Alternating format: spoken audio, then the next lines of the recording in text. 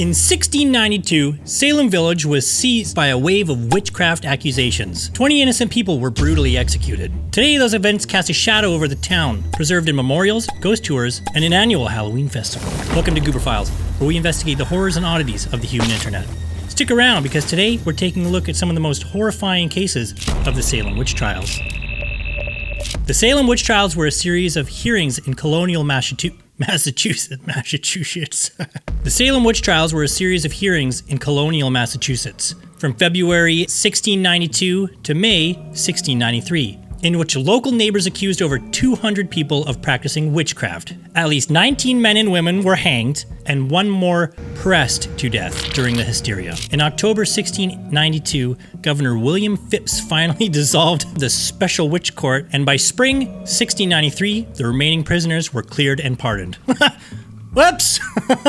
You're free to go. In 1711, the colony formally exonerated and compensated their families. Here are some of those cases. Giles Corey. Giles Corey was an elderly Salem farmer accused of witchcraft in April 1692. Described as cantankerous and litigious, he refused to plead at his trial, famously demanding more weight rather than entering a plea. What say you, Corey? More weight. English law at the time allowed peine forte et dure. I don't know what that means. Corey was pressed to death with heavy stones on September 18th, 1692. At age 80, he became the only man in U.S. history executed by this torture.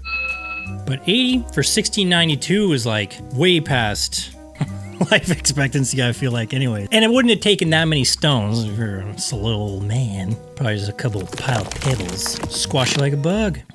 Reportedly never confessing and defying the court to the end.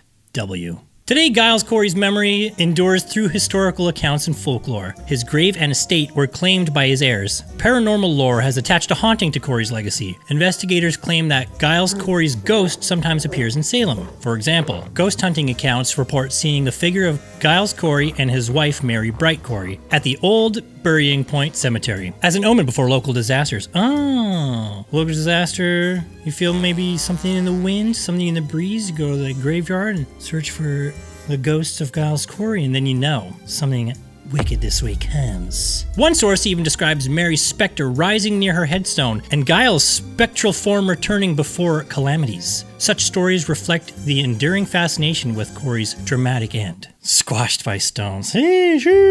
Rebecca Nurse. Rebecca Nurse was a highly respected 71-year-old wife and mother of 8 in Salem Village. In March 1692, she was accused of bewitching local girls.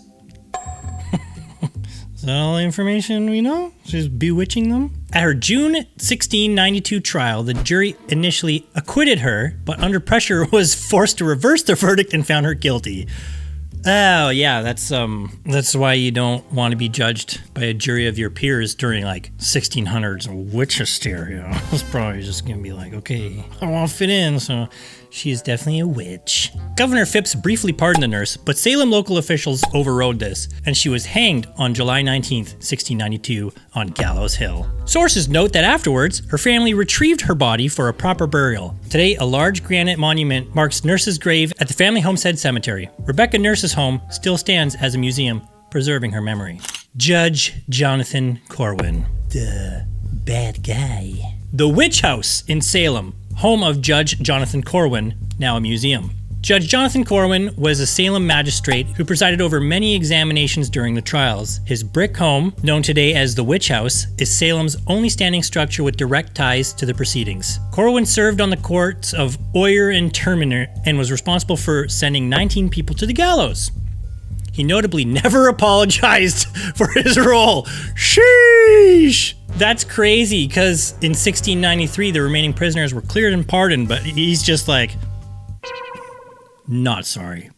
That's crazy. What a douche. He died in 1718 and is buried in Salem. The Witch House opened as a museum in the 1940s and interprets Corwin's life and 1692 trials. Paranormal interest surrounds the Witch House. Visitors frequently report unexplained voices or cold spots. The tour operator notes that people touring the house claim to hear disembodied voices. Some feel the chill of an unseen specter, In fact, the location was featured on TV's Ghost Adventures with Zach Baggins. I mean, obviously Zach Baggins has been there. Artifacts in the house, such as the witch bottle and a hidden shoe above the doorway, remind visitors that Puritans in 1692 took witchcraft fears seriously. Not safe from witches unless you got the old shoe hanging up on the door. Famous witch repellent. Whether one believes in ghosts or not, the witch house stands as a tangible relic of the trials in the era's superstitions.